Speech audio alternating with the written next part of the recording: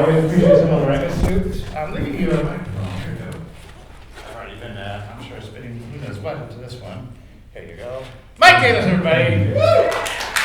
I have several challenging questions for you. Yes. How do this? How does one do this?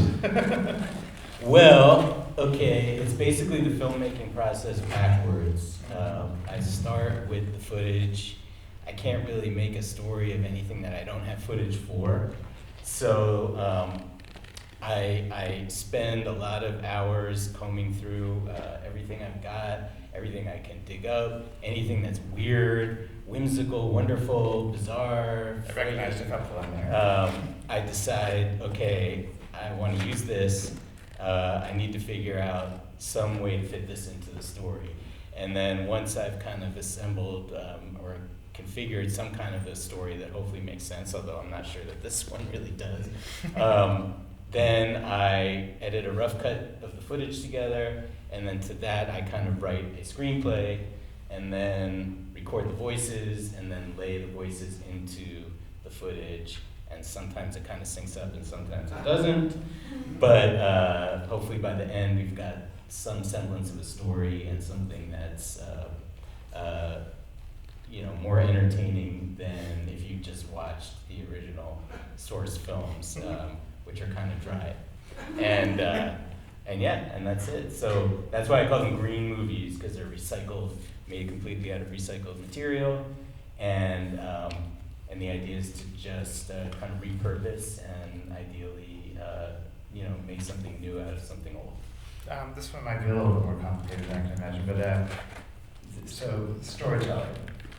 So you have all this footage, you're like, oh, I like this bit, I could probably, it's the ultimate thing of like, oh, what can I do with all these pieces put together? So how do you, again, I guess it's kind of touching on that first one, but so what was something that stood out in that process? Like, okay, how am I going to really put this thing together with a full storyline? I mean, this one really started with, I had a film of an autopsy, and it's really,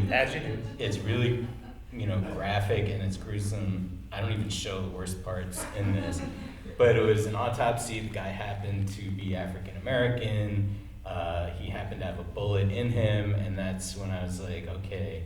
I thought of the movie Fantastic Voyage, and everything that had been going on with kind of Black Lives Matter and cops, and I just thought, okay, what if the bullet is sort of the mystery? The bullet is the thing that everybody wants to get. How can I design a story around that? And so it started to take shape around that. And I guess inspirations, you kind of touched on a tiny bit there, but I think of What's Up, Tiger Lily? Yes. And I don't know, were those on your mind? What were you?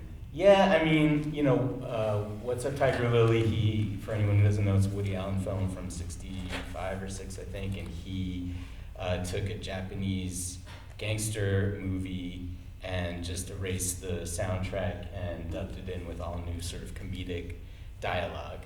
And I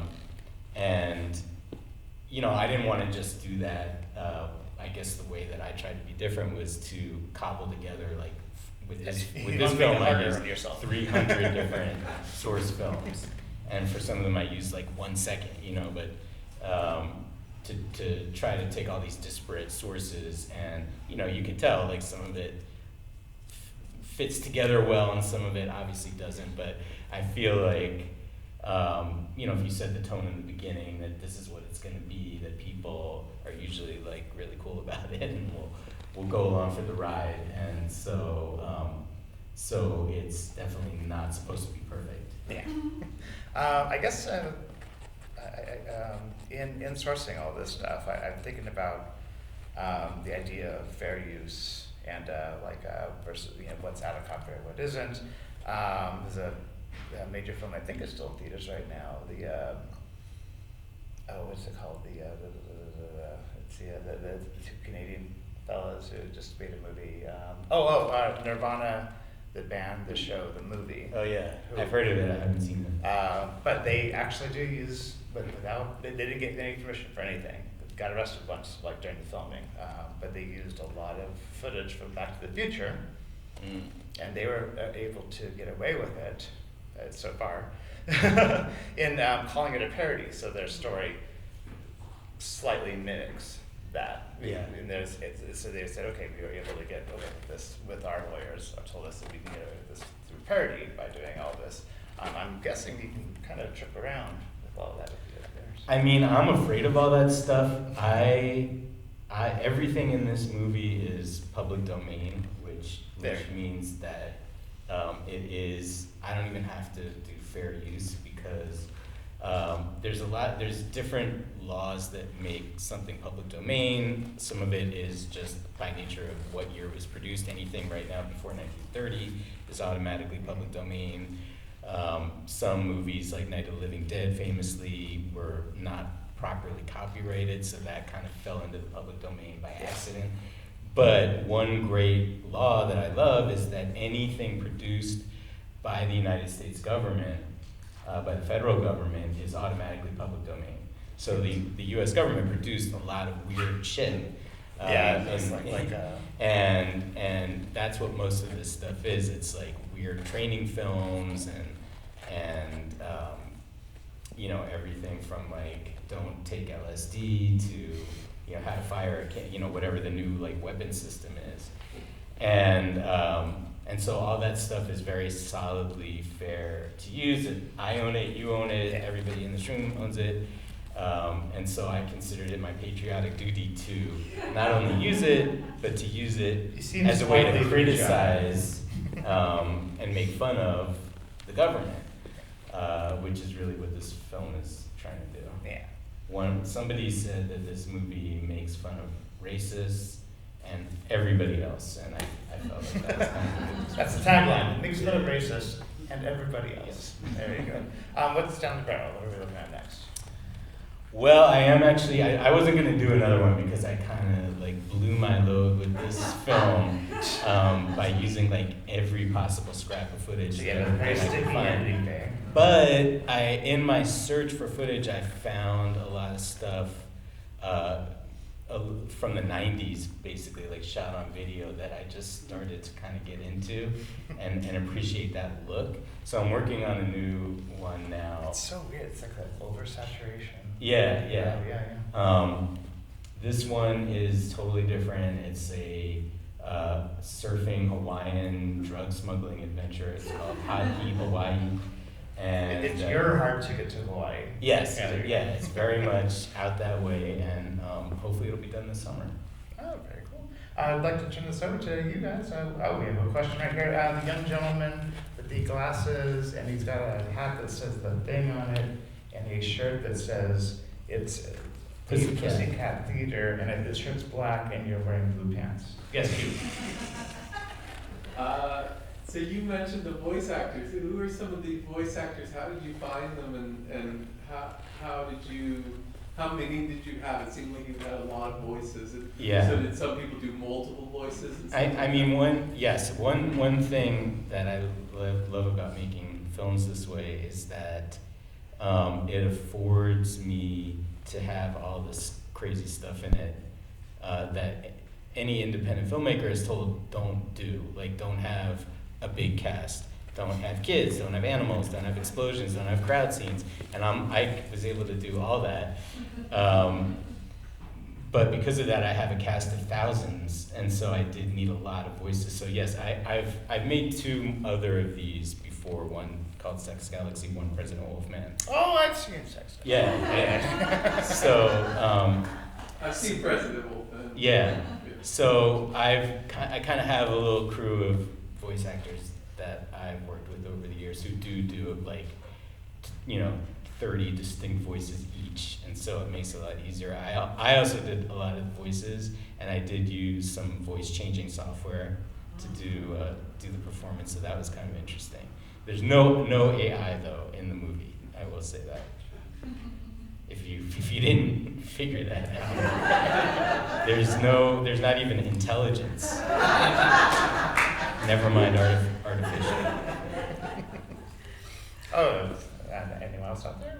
Any questions? Oh, there you go. Yes, sir. As you make your films, it seems like you progressed. This one seems to be like almost value added in that every shot and the pacing, the editing, and the voices are very smooth. I know that's sometimes get a lip, but how did that evolve from, say, from Sex Gallery now? Did you change the process, or just because No, it's different. later films?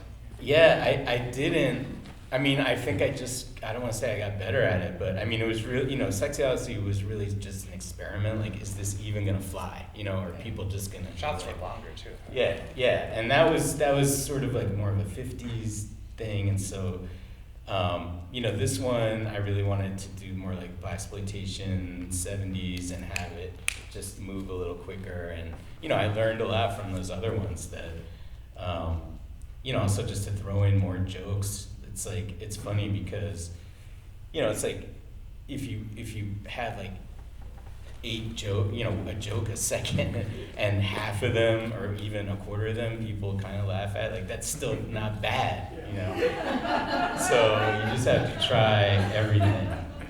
But yeah, I want to acknowledge this guy that asked me this question because he's a very close old friend of mine, and I think you actually, gave me like my first real gig using this footage. Just a project that he was in charge of, and that set me off on this track. So I don't know whether to thank you or curse you, but let's give him a round. Hey! Thanks for coming, and thanks for everybody coming too. Anyone else? Yes, sir. Sourcing the footage, are we talking downloading from the government kind of thing, or Yeah. you gotta get your tape out? Yeah. Yeah, because there's avenues. Yeah, no, there is, I guess you could go to the Library of Congress and start going through film reels and maybe even, different film archives. I don't really have that capacity to do that. But thankfully, the government and the National Archives have done a pretty good job of preserving this stuff and digitizing it. So, if you just have a computer and a good internet connection, you have a lot of this at your fingertips, and I recommend it. I recommend checking it out. Even if you don't do something weird like this, just looking at it, it's a real interesting time capsule of our culture. Do you have anything that you'll be doing I guess without sourcing from anywhere, so do you have like a story in the back of your head of like, what, this one? Of a real movie? In that style. Well, I can't. No. What's a real movie? What's a real movie? A real movie This is a real movie. By a real director with a real cast. And You're a real crew. director. I mean, you have a cast. I mean, to tell you the truth, that a lot of people think that this is, like, how do you do that? To me, being in charge of a big crew, 40, 50, 100 people, and having to organize all that and make those decisions, and that's challenging for me. This is more like mad scientist in my basement laboratory, and I'm more comfortable with that. I came into this as an independent filmmaker, which I'm sure any other independent filmmakers can relate to. It's just very expensive trying to make a movie, and doing it is really, really difficult. And I really just, in the spirit of the great low budget independent exploitation filmmakers like Herschel Gordon Lewis and Ed Wood and even up through John Waters and Roger Corman, I just figured out a way that I could make a movie and have all the crazy shit that I wanted to in it without having to raise a lot of money. I'm actually thinking about the first time I saw a film like this, which was by Roger Corman. I believe it was called Star Raiders, and he was literally sourcing from his own films. Yeah. To make. He did that a lot. Yeah. A lot of Sex Galaxy comes from I think it's Corman, but yeah. I think there were. He was infamous for that. He had like no moral, no ethics. He didn't care. Nice guy though. I've met him. Oh yeah, but I don't mean that as an insult. Yeah. It's like, again, that's how you have to be. You have to be really, really resourceful. Yeah. I think he has a car crash that was in it would have to be like 30-something movies or something. And there's a scene, this I saw later, but the movie Ed Wood, the movie about Ed Wood, the Tim Great Burton film. one. There's a little scene where Ed is going to one of the movie studios and he bumps into the stock footage guy. And he's in his office and he's going through all the stock footage and he's got some reel of like an I was octopus in thinking the water. that. And Ed Wood looks at it, he's like, wow, this stuff is amazing, this looks great. And he tells you the story, Could right? you make a whole feature out of this stuff? And the guy's like, no, I doubt it. But, you know, and you can see ding, ding, ding, like the light bulb, that's how these guys think. And I find it very inspiring. Well, you did a great job. Thank you so much. Hey, I want you all to do me a favor right now. Take out your phones, please, if you do not mind. And if you have internet service, look him up on Instagram. I know there's one for the movie. Is there one for you personally? Well, through Stag Films, my company, but yeah, Dead White Blue,